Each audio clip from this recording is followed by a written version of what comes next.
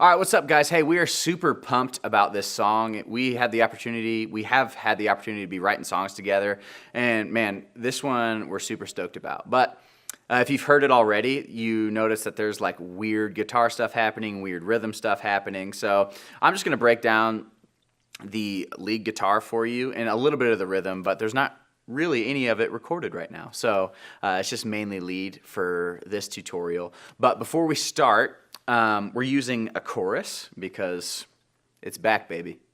Chorus is back. So we're using a chorus, and this is a really clean, articulate tone. I kind of have like, it's kind of broken up, but it's a very articulate tone. So a lot of times on these big, fast songs, we stack overdrives and we make this just fat, compressed sound. This is really articulate and clean. So when you're approaching your tone on this song, you may not have a chorus, which is fine, but you want to have a very articulate tone, if that makes sense. So a lot of this song has to do with the right hand. It's a lot of muting with the left hand and a lot of just kind of full-on rakes on the right hand. So to start in the intro, man, we really don't play anything. We wait for the drums to come in, and we just palm mute on a D note on the G string, just all the way up to the verse.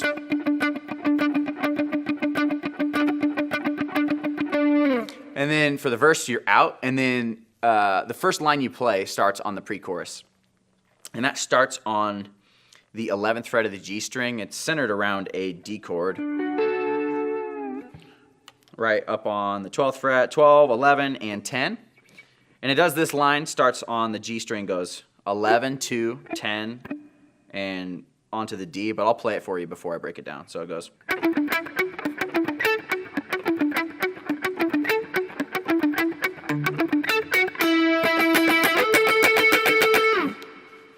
And that leads you into the chorus. But before we get to the chorus, all I'm playing there really is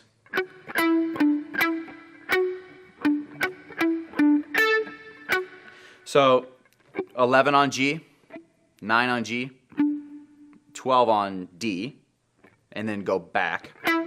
So that first half is, and the second half, and it just keeps repeating itself. It goes. And that's on the 10th fret of the B string. And then to get into the chorus, we play this. And then slide all the way up to the A note on the G, which is 14. So.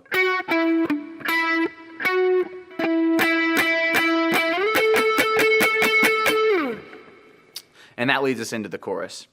And the chorus starts on this chord that I really like to play. It's like a G2 chord, but I always call it the U2 chord because it's where the streets have no name. That sort of thing. So the rhythm of this is a little wacky because it doesn't start on one. It's not a very straight, nothing in this song is straight except for like the kick drum and the chorus and the verse. So this whole song, you got to really pay attention to the rhythm of your right hand. And so I'll play you what the chorus sounds like, and then I'll break it down for you. So it goes.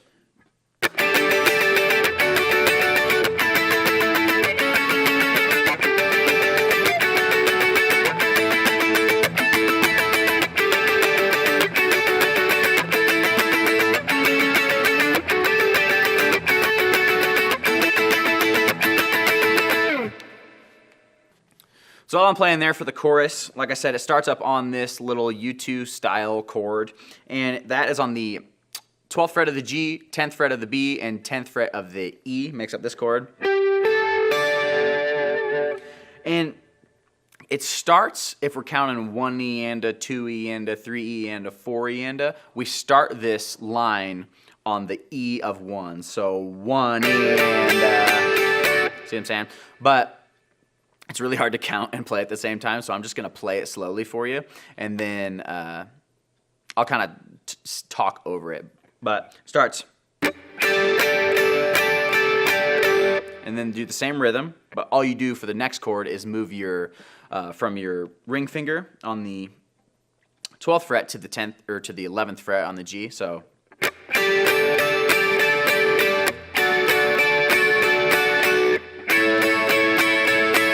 And that next chord is just an A chord. And I go in between playing a full triad. A lot of times I'll just play the 1 and the 5. So far, the first couple chords is...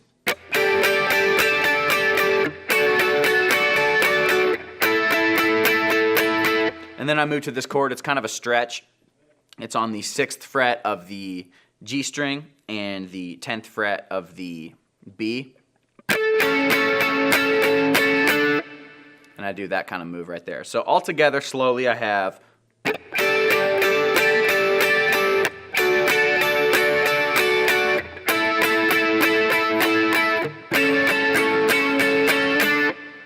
And it's kind of tricky to get from here back to here. So just when you're practicing that, just work on that transition going from to get back to restart the thing. And then we play that for the length of the chorus, and then we get into the turnaround, which is another whole rhythmic deal. And that goes like this.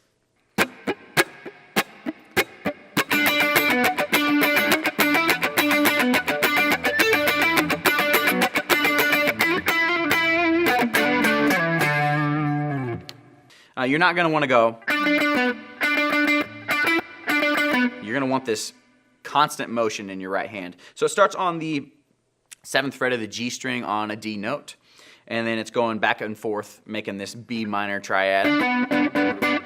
So, and it starts on the E of 1 as well. So it's 1.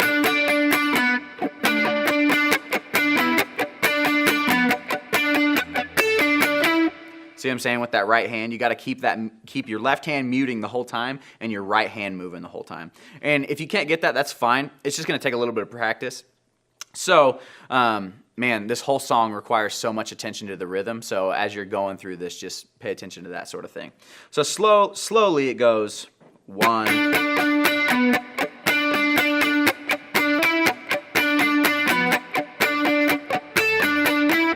And so I'm going back and forth on the G string between the 7th fret and the 9th fret. Always going back to that B. And then the note that helps it repeat goes to the A note on the B string, and then back to D, up to the E. So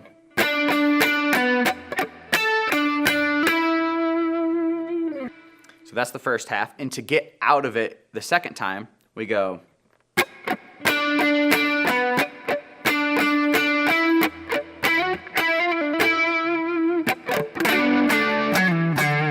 So out of context, that sounds really weird. So I'll play it slowly and get to that point. So.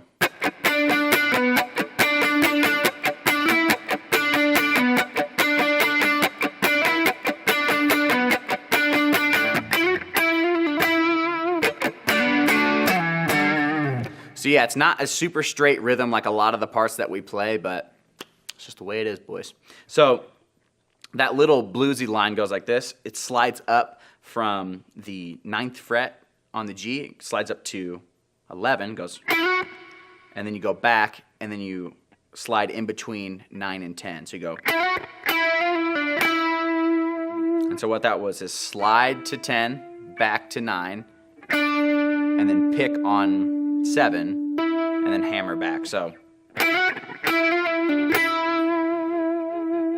it's just super quick riff, and then you do like 2 pick scrapes. It's like, it's dumb, but it goes.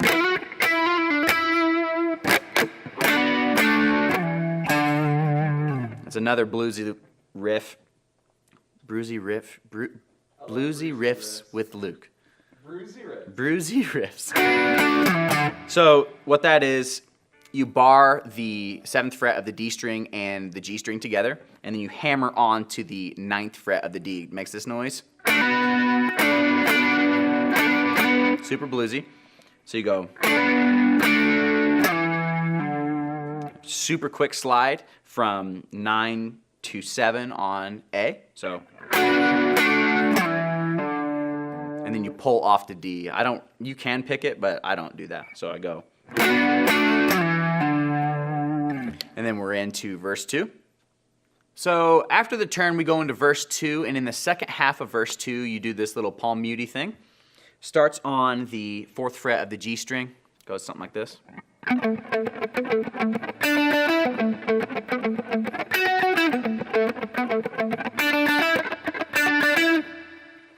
And so all that is you're just playing straight up eighth notes.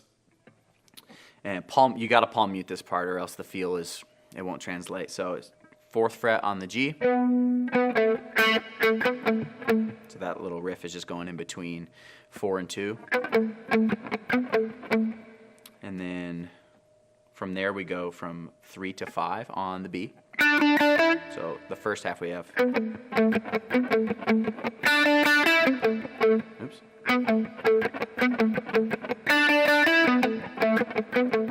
And then we go up to the F sharp on the B on 7. And then we go back. And we repeat that, those two on D to E. So all together again, it's.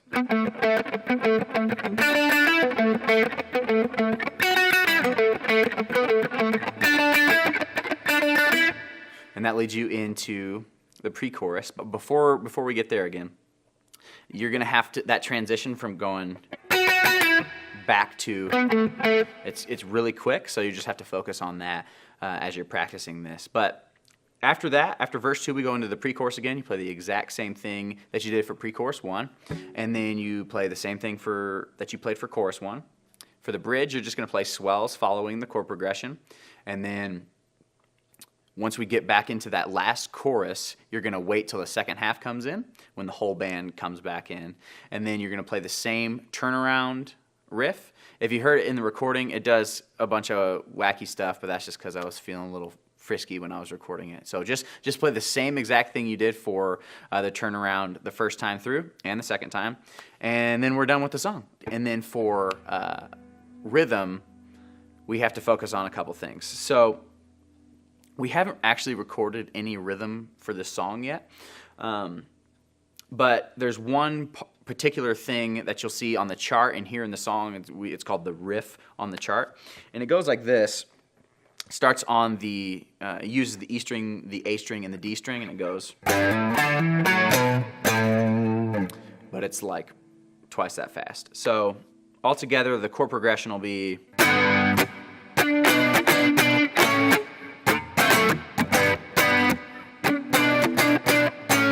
Riff. And so what that is those chords I'm playing, we do these for Alive and pretty much any song that I play in D, I use these chords. G, A, E minor, D, F sharp, just those open D sounding chords. And so I follow those with what the kick drum is doing. If you want to do that, we haven't figured it out yet. But for the riff, we want you to play this. We want you to go 3 to 5 on E, and then 5 to 7 on A, 4 on D to 7 on E, back to the 5th fret A on E. So that riff is, and it's kind of a tongue twister of a riff. So you'll kind of have to sit with this one for a little bit, but it goes fast again, and you'll hear that in the track. It's extremely obvious what the synth bass is doing, and the bass guitar is going to be doing that as well. So all together again.